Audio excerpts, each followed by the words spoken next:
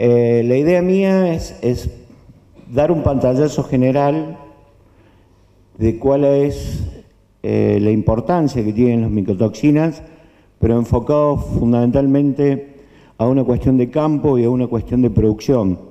Van a tener un fitopatólogo que probablemente les va a hablar de lo que es la fisiología de los hongos específicamente con mucho mayor detalle. Mónica también lo va a hacer desde el punto de vista de Santa Fe, que incluso creo que fue motivo de su tesis de posgrado. Y también el doctor Olivera, que es una persona que tiene una vasta experiencia sobre esto y puede profundizar sobre algunos temas. Por lo pronto, cuando uno habla de micotoxinas y habla con productores a campo, lo que primero les preocupa y consultan es cuando ven algo parecido a esto. Esto es carbón en maíz, Ustilabomyces. Y este no es un hongo productor de micotoxinas. Ahora, visualmente es lo que choca. O si no, consultan este tipo de problemas o esta problemática, como puede ser la roya para maíz, como puede ser el tizón, que tampoco son, desde el punto de vista de la generación de estos metabolitos secundarios, que son las micotoxinas, un gran problema. Y a veces lo que no nos fijamos es en la mayor problemática que tenemos, que fundamentalmente se da en espiga. Y que esto va a depender fundamentalmente de las condiciones climáticas que tengamos, de la resistencia que tenga ese material y demás, y que este año particularmente tenemos una presión muy alta de estos hongos que son productores de micotoxinas. Por lo general, y principalmente, hay tres especies productoras de micotoxinas. Una que se expresa normalmente al campo, como es el Fusarium, como vemos, y hay dos que están más asociadas a la parte de almacenaje, que es el Aspergillus y el Penicillium. Pero precisamente por la presión climática que hemos tenido, hoy incluso encontramos hongos que son típicos de almacenaje que se están expresando a campo. Entonces, partimos de una situación de una muy alta carga de inóculo, es decir, una presión muy alta de estos microorganismos produciendo micotoxinas, precisamente por la condición climática que tuvimos este año. Y esto es recurrente. Tenemos picos en determinados momentos que se dan en todos los lugares del mundo. Incluso hoy Francia, que es muy estricta en cuanto a la tolerancia de micotoxinas, tuvo que pedir al Comité Internacional ser mucho menos estricto por la problemática que tuvo con micotoxinas en el año 2014. Y esto salió hace muy poquito. La resolución incluso es de ayer, para que tengan una idea. Entonces, esto es lo que tenemos que ver fundamentalmente para saber cuál es la presión que tenemos de estos microorganismos con respecto a la calidad final de nuestros granos y cómo va a influir posteriormente en lo que es la respuesta animal si nosotros utilizamos estos granos como alimento para nuestro ganado. Fíjense en esta espiga particularmente cómo no solo están jugando las distintas especies de hongos, sino que incluso comienzan a expresarse algunos hongos que también son típicos de almacenaje, pero que hoy los tenemos directamente en planta, como puede ser hasta mucor, que produce también una micotoxina en particular. Ahora, ¿qué son las micotoxinas? Son metabolitos secundarios producidos por determinados hongos, vuelvo a repetir, Fusarium principalmente, Aspergillus y Penicillium, que en su metabolismo, tanto en el proceso de germinación como en el crecimiento, afectan o contaminan nuestros granos y que si son usados para la alimentación animal, incluso puede trasladarse posteriormente, ya sea en leche o en carne, al humano posteriormente cuando nos alimentamos de ellos. Se han encontrado micotoxinas, por ejemplo, en fideos secos del supermercado, los famosos espaguetis, micotoxinas en vino, micotoxinas en cerveza, micotoxinas en quesos. ¿Y cuál es la característica que tienen? Que afectan la calidad del alimento, afectan sobre el consumo de los animales.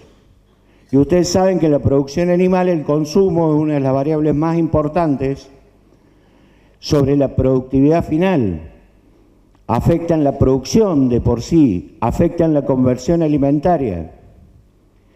Muchos afectan, son estrogénicos y afectan la parte reproductiva.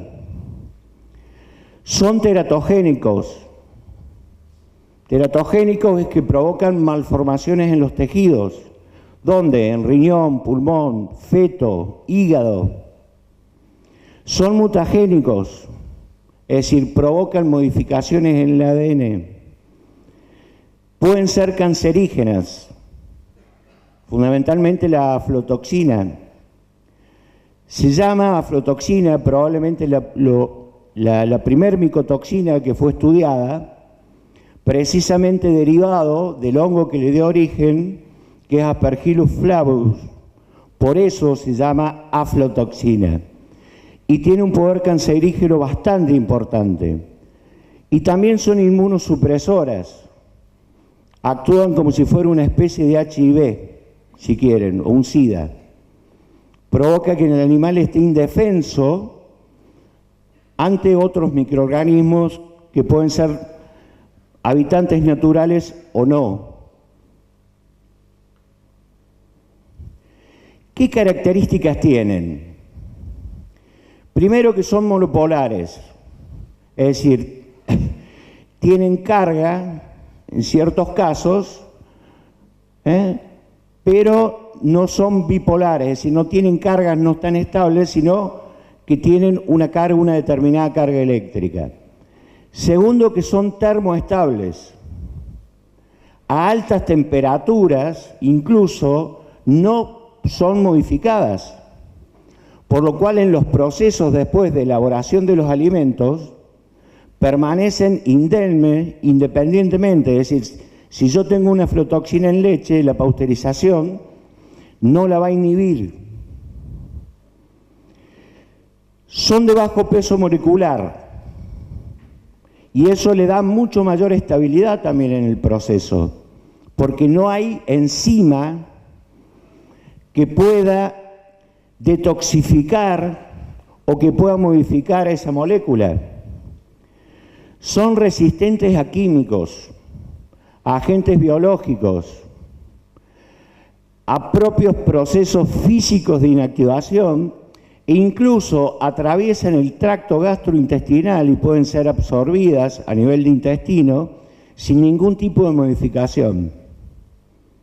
Eso le da una altísima estabilidad, por lo cual un hongo producido en el campo puede terminar en un alimento que ustedes están consumiendo en la mesa, independientemente de todos los procesos que hayan ocurrido de manera intermedia.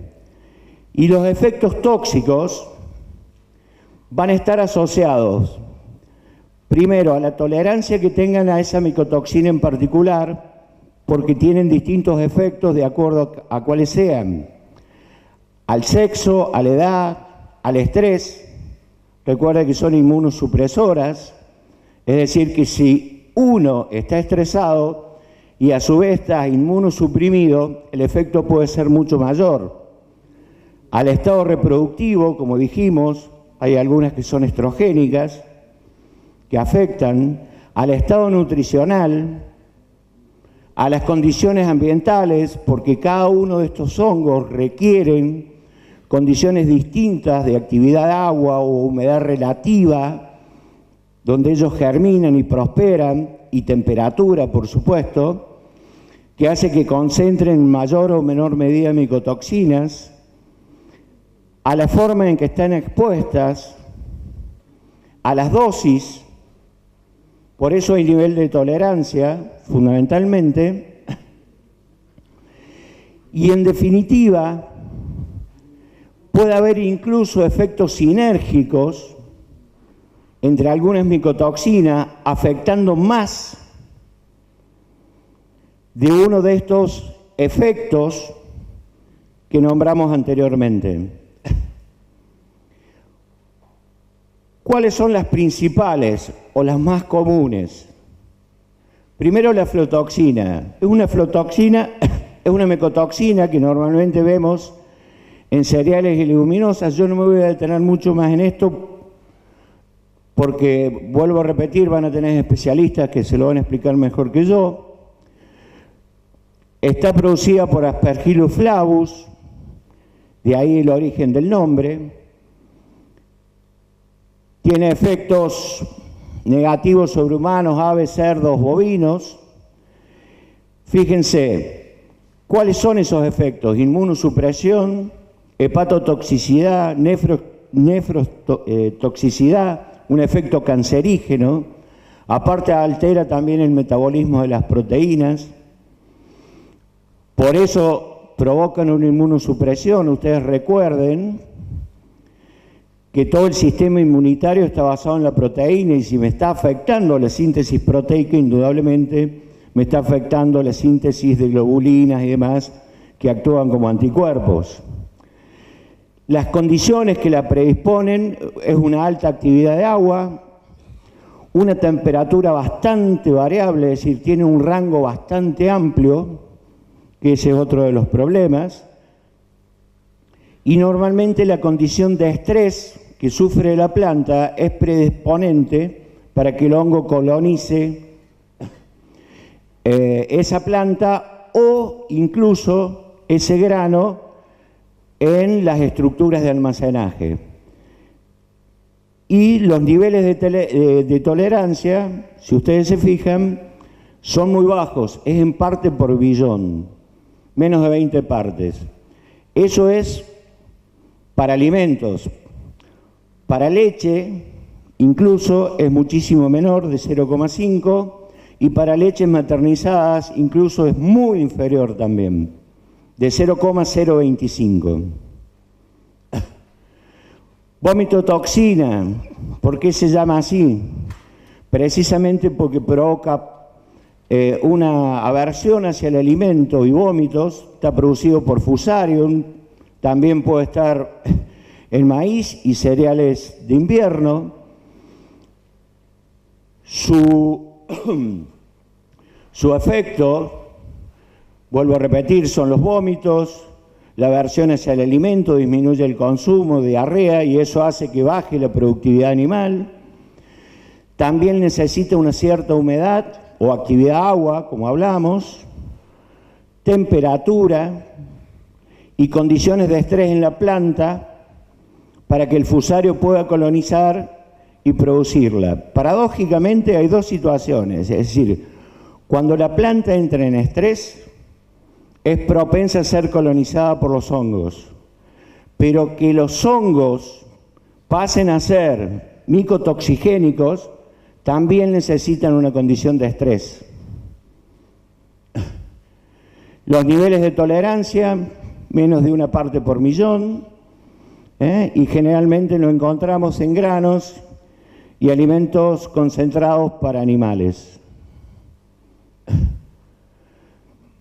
Una micotoxina que se denomina emergente, porque viene siendo estudiada hace relativamente poco, es decir, hablamos que la primer micotoxina surge en sus estudios, o se profundiza en sus estudios, que fue la aflotoxina, a través de una enfermedad que se llama X de los pavos, y que se demostró que fue provocada por un ingrediente en la dieta que tenían esas aves que provenía de una harina de maní de Brasil, en Inglaterra, y a partir de ahí se desarrolla todo el estudio.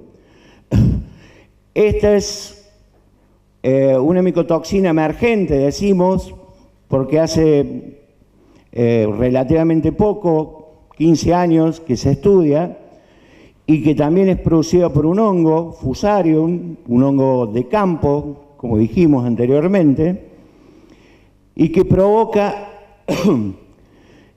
cáncer esofágico a nivel de humanos, edemas pulmonares, una enfermedad muy típica que la caracteriza, que es la leucoencefalomalacia en equinos, que esto es probablemente el efecto más importante que tiene. Y si ustedes lo ven, también necesitan ciertos requisitos en cuanto a su actividad agua y en cuanto a la temperatura, y que es típico de climas templados y cálidos. ¿Y cuáles son las condiciones predisponentes para que este hongo pueda colonizar? Indudablemente un efecto climático, enfermedades que pueda tener esa planta, insectos, que es por donde atraviesan, es decir, que sirven como canal de entrada o como vehículos para que puedan ser colonizadas, y afectan tanto cerdos, bovinos, rumiantes, incluso hasta mascotas, ¿no? La micotoxina típica de efecto estrogénico, es decir, cuyo principal efecto es a nivel reproductivo, es la C-aralenona, que también está producida por un hongo del género Fusarium, y que es la que provoca un desorden estrogénico y problemas en reproducción, y que también es una micotoxina que está este año presente en muchísimas partidas de maíz, con tolerancias, fíjense, por debajo de las 500 partes por billón.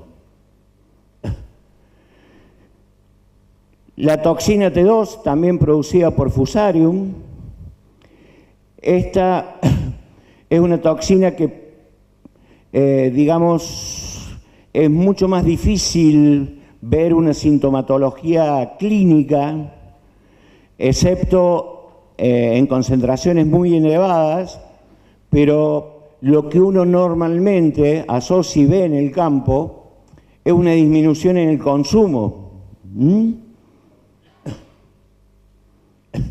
Y la ocratoxina, que esto es normalmente para climas más templados y fríos, pero que también está presente este año en nuestro país por las condiciones predisponentes que tuvimos, y que provoca cáncer, inmunosupresión y afecta a nivel renal, fundamentalmente. Entonces, después de esta breve descripción y que posteriormente la van a profundizar, lo importante es saber cuáles son las estrategias a implementar para poder convivir con estas micotoxinas ante un problema real que se nos va a expresar este año.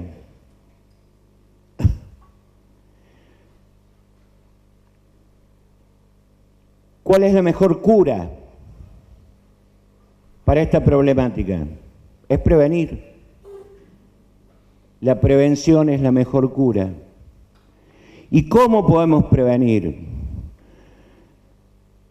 Cuando hablamos de alimentos, hablamos de calidad, y voy a tomar una frase de Cristiano, cuando hemos hecho algunos trabajos juntos, que calidad es hacer todo bien desde un principio.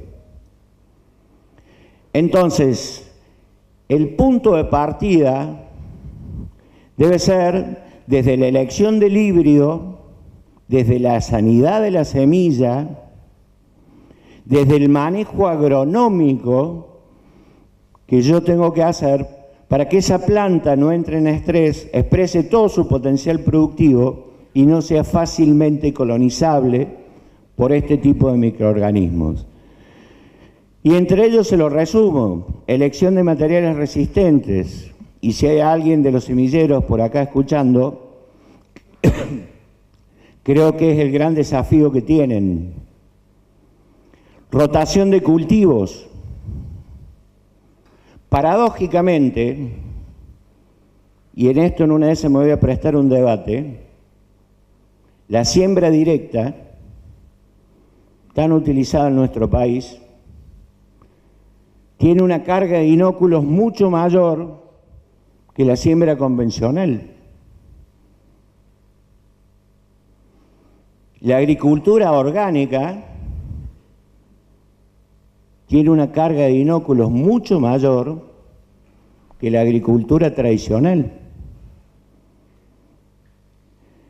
Uso de semilla de alta calidad y libre de enfermedades. Probablemente dentro del manejo agronómico, el que mayor efecto tenga en nuestra zona sea el riego suplementario. ¿Por qué? Porque sacamos a la planta del estrés, que es la que permite al hongo colonizarla.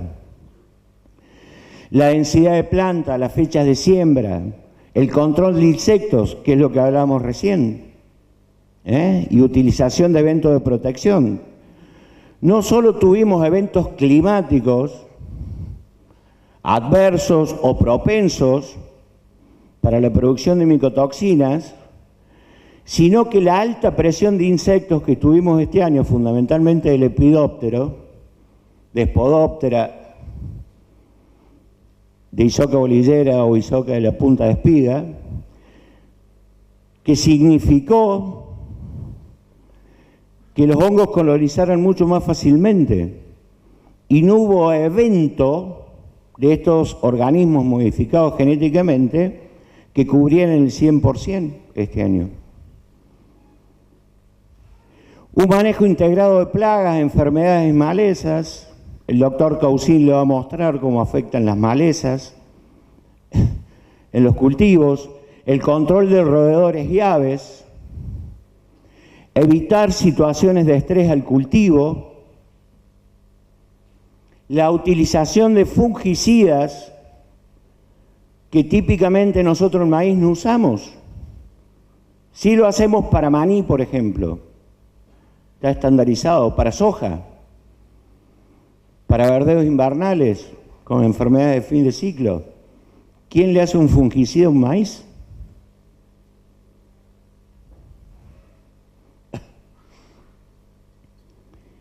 Y esto es un poco para demostrarle lo que veníamos hablando. Esto es una espiga de maíz atacada por aves. Indudablemente esto es un plato muy deseable para ser colonizada posteriormente por hongos. Lo mismo que esto.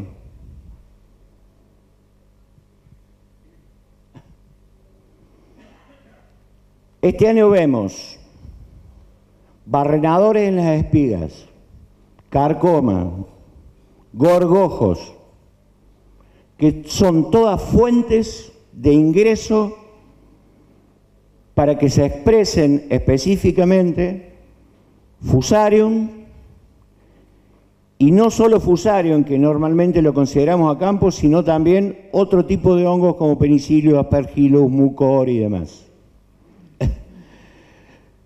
Entonces, lo que primero tenemos que hacer es mencionar el problema. No sabemos todavía qué tan grave va a ser,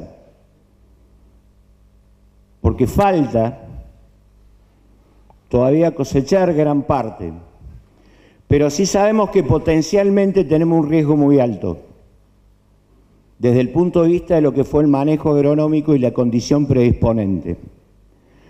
Entonces, lo que sí me interesa ahora es ver las etapas posteriores al manejo agronómico, que también son potencialmente productoras de micotoxinas. Y como es la cosecha, hay que realizar la cosecha en el momento oportuno. Ya el doctor Cusin también le va a comentar cómo influye el adelantamiento y la utilización de híbridos precoces sobre la carga final que pueda tener de micotoxinas. La idea de la cosecha es obtener un grano sano, seco y limpio. ¿Por qué? Porque en la borla normalmente es donde se concentra la humedad y comienzan a germinar las esporas de estos hongos para producir micotoxinas. Que el grano esté sano, porque colonizan también por superficie. Si yo tengo partículas, granos rotos de menos de 3 milímetros, indudablemente también estoy favoreciendo la proliferación de estos. Los equipos de cosecha y de transporte deben ser limpiados o tener condiciones de higiene para que no sean diseminados estas esporas, que en definitiva son los órganos de resistencia de estos hongos, a nuevos cultivos o a otros lotes. Y es una etapa donde también se generan micotoxinas. Y muchos de estos hongos, para germinar, tienen requerimientos mucho menores que para crecer posteriormente.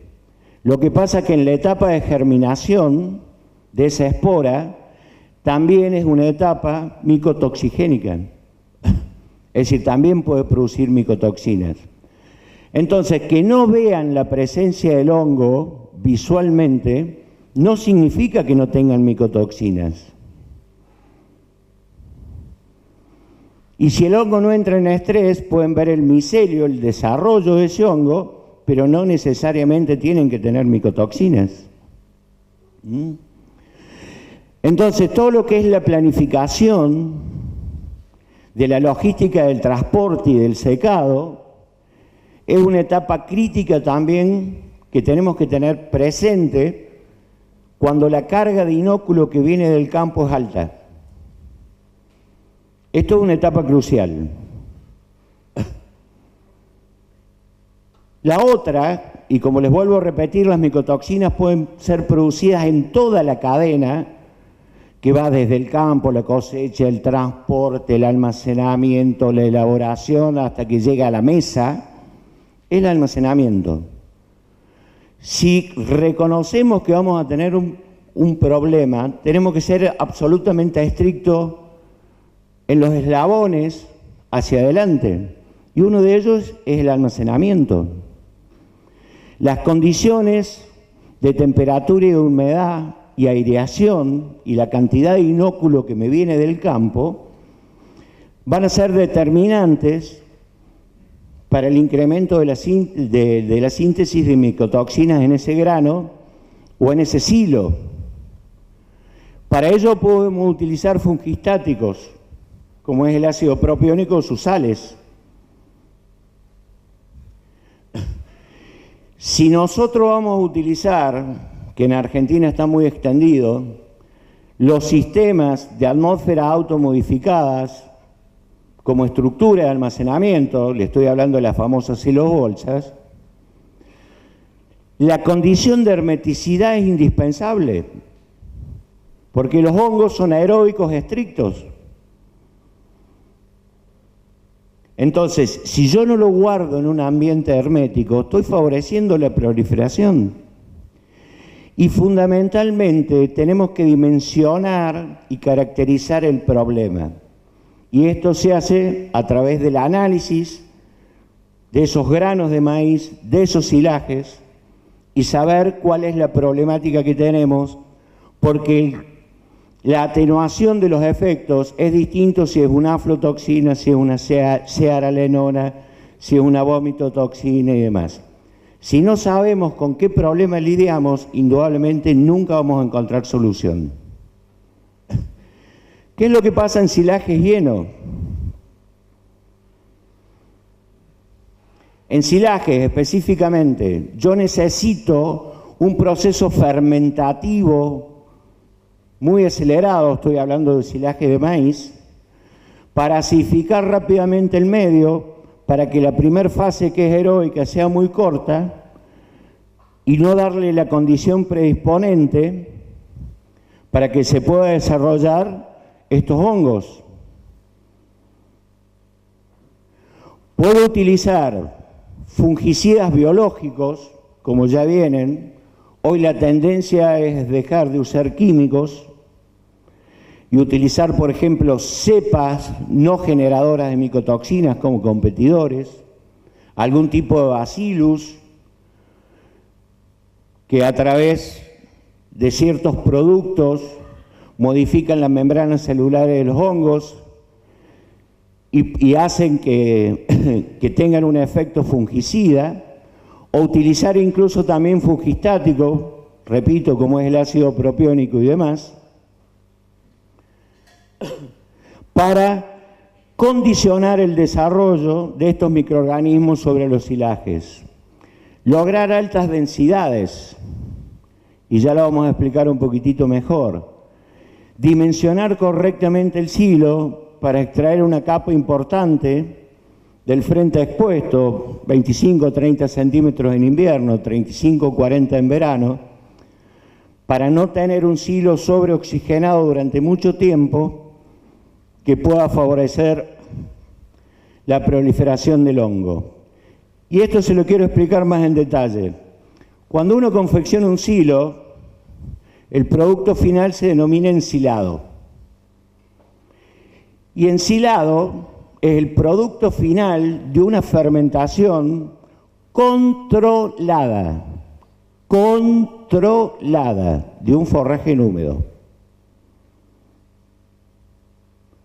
Las fases que ocurren hasta que obtengo el ensilado se denomina silaje, y la estructura, el continente donde yo guardo, se denomina silo. ¿Cuáles son estas fases? Cuando yo deposito ese material picado en el campo, procesado y demás, lo deposito en la estructura, que es el silo, hay una primera fase que se denomina aeróbica, donde me queda, por más bien que yo compacte, me queda un cierto remanente de aire que contiene oxígeno. Eso es una fase aeróbica. Esa fase debe durar lo menos posible, porque desde el punto de vista de la generación de micotoxinas, ahí yo tengo una alta actividad de microorganismos. Cuanto menos dure, menos se van a ver favorecidos estos microorganismos para poder producir micotoxinas. En la medida que este oxígeno se consume por la propia respiración de la planta o por los propios microorganismos que vienen del campo, el oxígeno tiende a ser cero y a crearse una condición anaeróbica. Y comienza lo que es la fase fermentativa propiamente dicha. ¿Y qué es, en definitiva, una fermentación? Es el crecimiento de microorganismos en ausencia de oxígeno. A través de eso se obtiene el queso, el vino, la cerveza, adentro el rumen. Eso es una fermentación. Y acá ciertos azúcares de la planta se transforman en un ácido orgánico de alto poder acidificante, como es el ácido láctico, que hace que baje el pH, se hace tan ácido el medio, y al no haber oxígeno, al haber anaerobiosis, se crea un medio de estabilidad, que se llama la fase estable, que dura indefinidamente si no le cambio la condición. Es decir, si no entra aire, si no entra agua, si no le entra luz, permanece estable indefinidamente. ¿Hasta cuándo? Hasta que lo presenta nuevamente para ser suministrado a los animales. ¿Cuáles son las variables de mayor importancia en estas fases? En lo que es la fase aeróbica, las dos variables más importantes es el contenido de materia seca y la densidad que tenga el silo. Porque entre ambas me definen la porosidad. Entonces, cuanto más denso sea ese silo, menos va a durar esa fase aeróbica. En la fase anaeróbica o fermentativa propiamente dicha, las tres variables de mayor peso es la cantidad de azúcares que tenga la planta o sustrato, que va a ser transformado en ese ácido láctico o ácido orgánico de alto poder acidificante. Nuevamente el nivel de materia seca, porque eso me va a definir cuál es el nivel de actividad que tienen los distintos microorganismos. Y por último, la cantidad de bacterias capaces de producir de ese azúcar a ese ácido y la efectividad que tengan. Entonces, si estamos diciendo que yo quiero un proceso fermentativo que sea muy rápido para poder limitar el crecimiento del hongo, ¿a qué me estoy refiriendo? A que yo necesito un buen nivel de sustrato, pero una alta efectividad de las bacterias. Eso en la práctica se llama inoculación. Entonces, este año, previendo la problemática que tenga, nuestros silajes deben ser inoculados, que es otra medida de prevención para el problema de micotoxinas. Y nuevamente en la fase aeróbica, cuando yo lo abro para ser suministrado, las dos variables de mayor peso vuelve a ser la materia seca y la densidad, porque me define la cantidad de poros por donde puede ingresar el oxígeno al cuerpo del silo y crear condiciones para que se desarrollen este tipo de hongos. Fíjense, ¿cuál es el aumento de temperatura de acuerdo al contenido de materia seca de distintas densidades? Nosotros decimos que esa primer fase aeróbica, que es una fase de pérdidas y donde se pueden producir micotoxinas, debe ser lo más corta posible. ¿Y cómo lo medimos? A través del incremento térmico que tiene, porque es un proceso oxidativo que genera calor. Entonces, decimos que no debe aumentar más de 2 grados. Si yo tengo silos de poca densidad, es muy alta la cantidad de oxígeno que queda y potencialmente estoy favoreciendo el desarrollo de este tipo de hongos capaces de producir micotoxinas. También afecta la velocidad fermentativa, siendo los hilos más densos los que más rápidamente alcanzan niveles de acidez que inhiben a los propios hongos.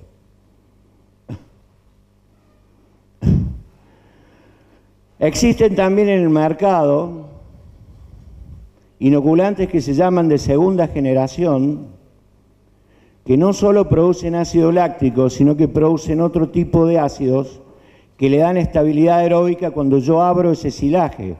Y esto sirve para silaje de planta entera o para silaje de grano húmedo, de grano, ¿no? Es exactamente lo mismo. Producen no solo ácido láctico, sino que producen también ácido acético y 1,2-propanadiol, que se transforma en propiónico, que es un fungistático. Fíjense, este es un ensayo realizado en la Universidad de Villa María. Este es el testigo. Nosotros decimos que un silo rompe la estabilidad aeróbica, es decir, donde masivamente los hongos comienzan a proliferar, cuando la temperatura media del silo supera 2 grados la temperatura promedio ambiente. En este caso ya a las 36 horas lo había superado. Fíjense con la utilización de un silaje tratado o inoculado con este tipo de inoculante, tuvo estabilidad aeróbica casi hasta los 14 días. Entonces, en esa etapa de apertura para ser suministrado, esta es una herramienta que también puede evitar la formación de micotoxinas. Este es el análisis microbiológico. Fíjense que prácticamente el nivel de hongos fue 0 y con baja incidencia de levaduras, que la levadura es la que primero consume el ácido láctico y genera la condición para que proliferen posteriormente los hongos, versus un silo no tratado, donde tenemos una alta cantidad de unidades formadoras de levaduras y ya una colonización de hongos importantes. Y esto es lo que vemos.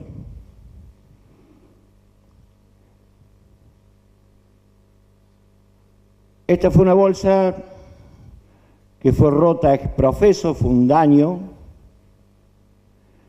pero indudablemente nosotros la relevamos a las 24 horas y todo el desarrollo de este micelio no se dio en 24 horas.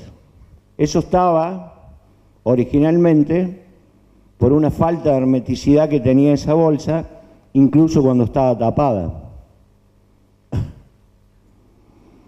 El dimensionamiento del silo y esos 30 centímetros que tenemos que extraer para que el silo no esté sobreoxigenado y no tenga una alta carga de hongos.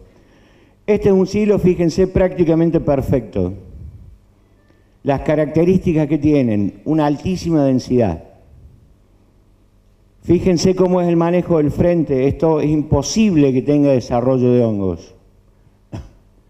Sin embargo, usando termografía, fíjense esa cara. Vemos 2 zonas más calientes donde se había derrumbado y quedaban excedentes, pero el resto, esto fue tomado en mayo, hacía 12 grados, fíjense que el frente en general estaba alrededor de la temperatura ambiente. Podríamos decir que este silo era estable aeróbicamente, con una alta densidad. Pero cuando entramos en profundidad, porque le tomamos la densidad, vimos esto. ¿Qué pasa adentro?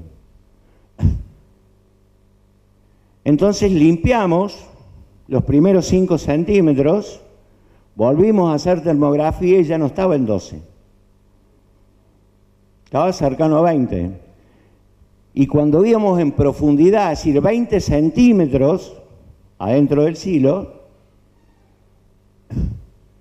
las temperaturas oscilaban cercanas a los 35, 33 grados.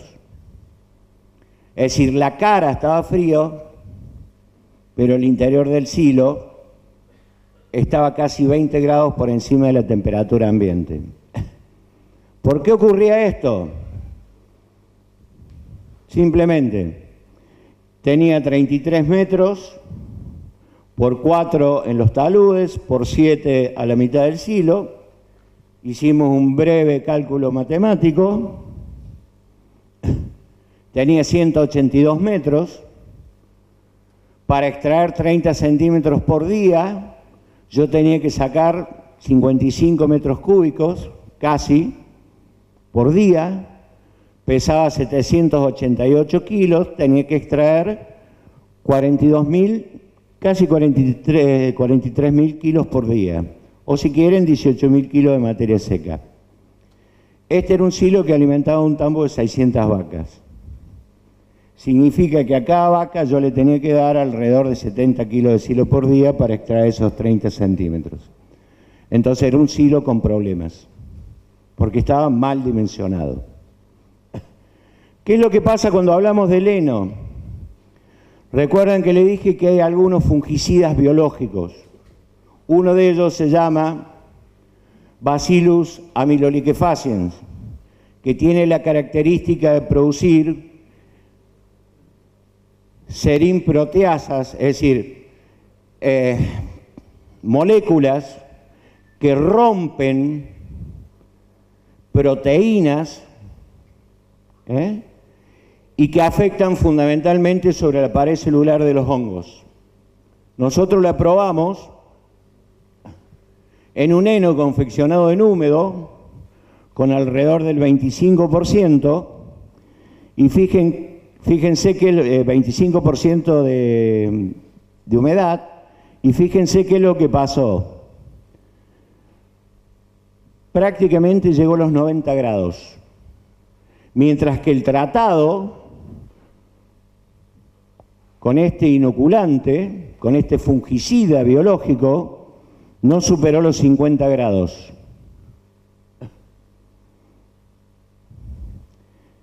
Fíjense la característica que tuvieron esos henos.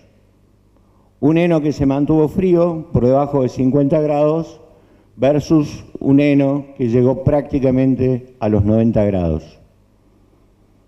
Entonces esa es otra herramienta que podemos estar utilizando este año específicamente.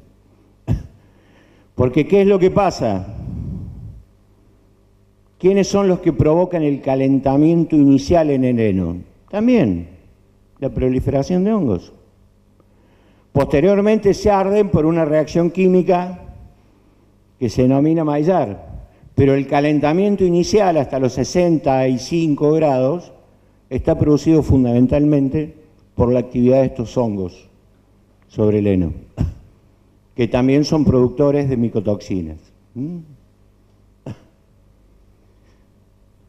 Lo probamos también en heno embolsado.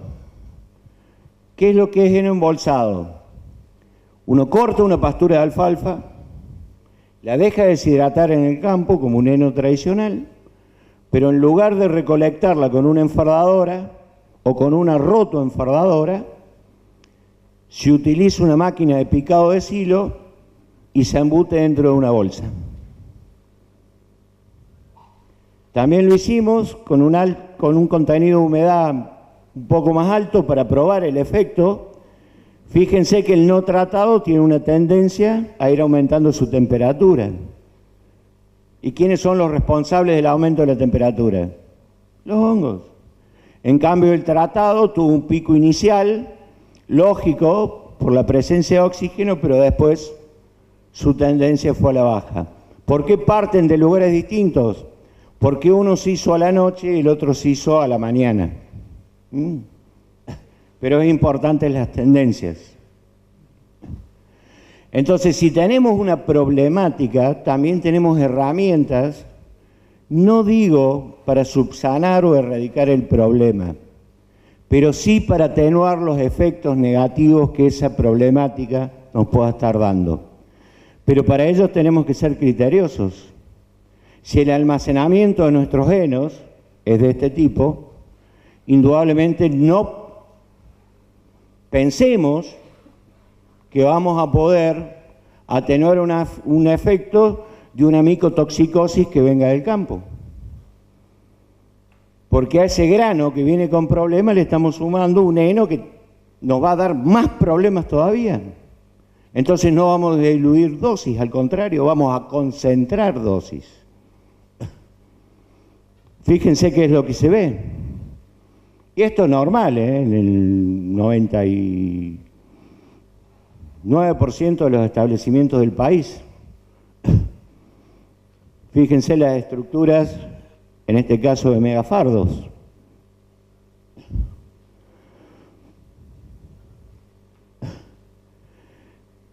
Entonces, si vamos a tener una problemática, vuelvo a repetir, que nos está viniendo del campo, en el tema de cosecha tenemos que ser muy estrictos para que no se agudice. En el tema del almacenamiento, mucho más todavía. Y en la etapa de la alimentación también.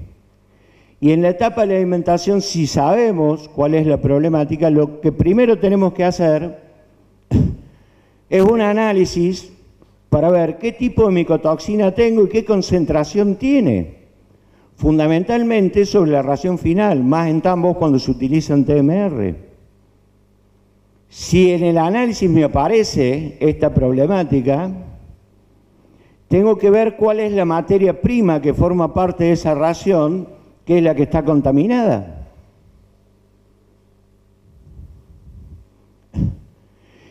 Si hay o puedo individualizar ese ingrediente contaminado, ver si lo puedo sustituir por otro o lo puedo diluir con alguna partida no contaminada. Y dependiendo del tipo de micotoxina presente, porque no todas tienen la misma polaridad, voy a elegir un secuestrante adecuado. Normalmente se hablan de tierras diatómicas, bentonita, aluminosilicatos, pero no sirven para todas. Probablemente los aluminosilicatos, la bentonita sódica, hidratada y demás, pueda servir para una aflotoxina, pero no para una ocratoxina. Y también tenemos otro derivado de paredes de levadura, que no es una levadura molida, sino que necesita un proceso de purificación para que realmente tenga una alta superficie de absorción y me impida que esa micotoxina sea absorbida a nivel intestinal. Para que ustedes tengan una idea, 1 kilo de un glucomanano esterificado tiene una superficie de 2,2 hectáreas, es decir, de 22.000 metros cuadrados. Fíjense la capacidad de absorción que pueda tener, pero en la medida que sea de calidad. Pero esto también nos puede estar ayudando en el proceso de alimentación para minimizar el efecto de esa micotoxina, para que no entre fundamentalmente en lo que es el sistema sanguíneo, vía aporte y demás, vaya hígado y demás. Podemos utilizar también, y que de hecho en Estados Unidos, si ustedes lo ven, existen fungistáticos que se ponen en la ración de manera rutinaria. Esta es otra etapa donde podemos utilizar sales de propiónicos, propionato de calcio, propionato de sodio. En lo posible, la ración, si tiene un alto contenido de humedad, piense que las TMR de los tambos están alrededor del 50% de humedad, no debería estar más de 24 horas. E incluso menos si no estamos utilizando algún tipo de conservante. Si yo tengo una problemática, tengo que saber que aquellos animales inmunosuprimidos, más chicos, ¿recuerdo cuáles son los efectos sobre la tolerancia? Los con altas exigencias reproductivas no deberían ser alimentadas con raciones que contengan micotoxinas. Tengo que saber elegir a quién se las doy.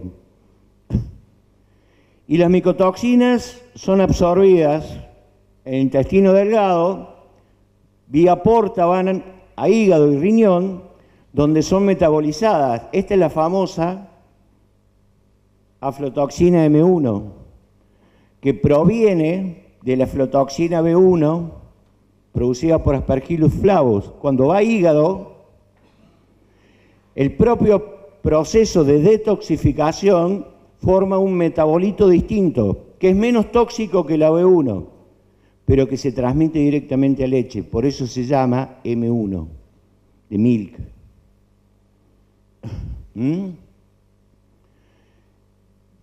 Y afectan fundamentalmente a nivel ribosomático en la síntesis proteica, por lo cual tenemos que hacer todo un rebalanceo de la ración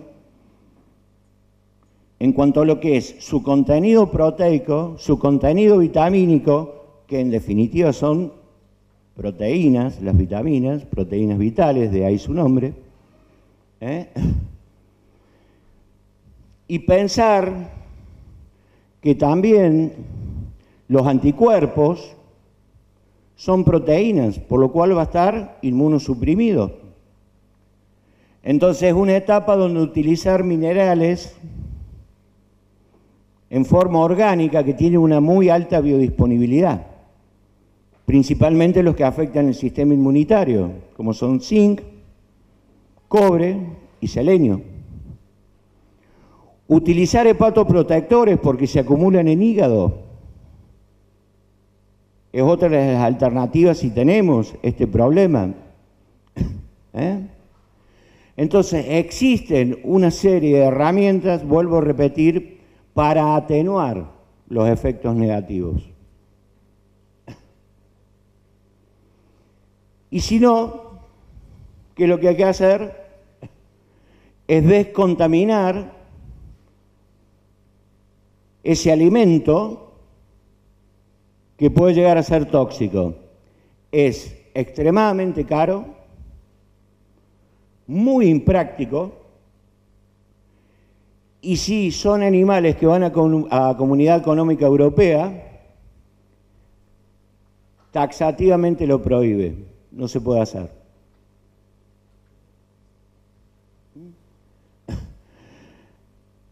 Entonces, esto es lo que vemos normalmente en el campo.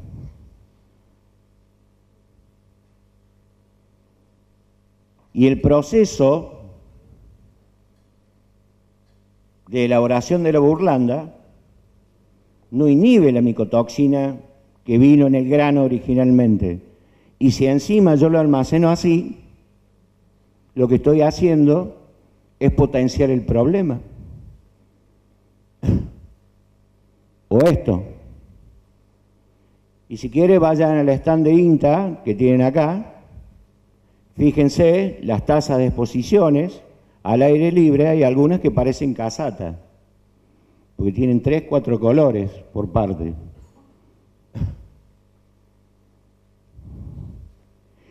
Y si tengo una problemática con los derivados del maíz, ya sea grano o los subproductos, y le sumo henos de estas características, no hay herramienta que sirva. Entonces, tenemos que saber que tenemos un potencial riesgo, todavía no dimensionado, pero que este año lo tenemos, por presión de plagas, porque los eventos no cubrieron el 100%, por condiciones climáticas, por condiciones predisponentes. Tenemos que ser más cuidadosos que nunca.